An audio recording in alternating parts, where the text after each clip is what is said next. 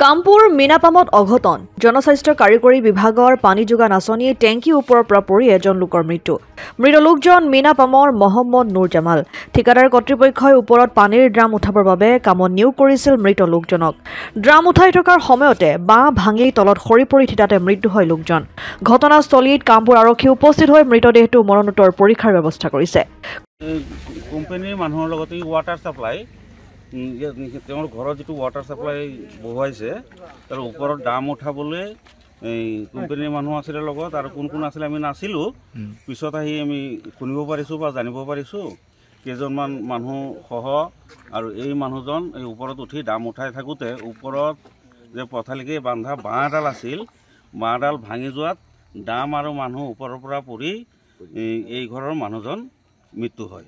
কি নাম? তেওঁৰ নাম নুৰ জামাল। কি লিখে নুৰ জামাল? নুৰ জামাল আলী বুলি আমি জানো আৰু পানী যোগান আঁচনি আছিলে এইটো পানী যোগান আঁচনি কোম্পানীৰ কাম তেওঁ কিয় গৈছিলে উঠিবলৈ?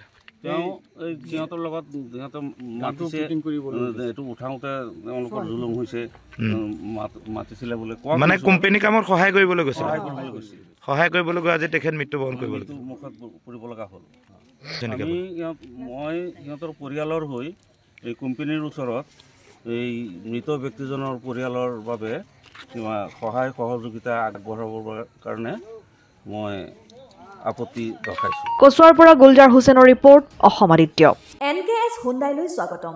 নৰ্থ ইষ্টৰ প্ৰথম GDSI 2.0 ফিচাৰ্ছ ডিলাৰ হৈছে NKS হুণ্ডাই। অত্যাধুনিক সা সুবিধাৰে তৈয়াৰী মষ্ট আপডেটেড হুণ্ডাই ডিলাৰ এতিয়া ডিব্ৰুগড়ত।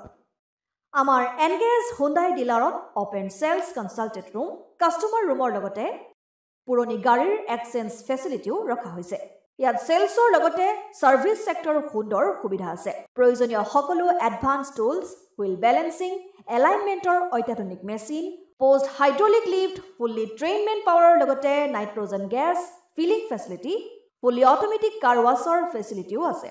লগতে NKS হুণ্ডাই ডিলাৰে কাষ্টমাৰসকলৰ সুবিধাৰ্থে মোবাইল সাৰ্ভিস ভেনৰো ব্যৱস্থা ৰাখিছে য'ত হাইড্ৰলিক লিফ্ট ৱাছিং facility wheel balancing tyre pressure check কৰাৰ লগতে বহুখিনি সুবিধাই উপলব্ধ আছে।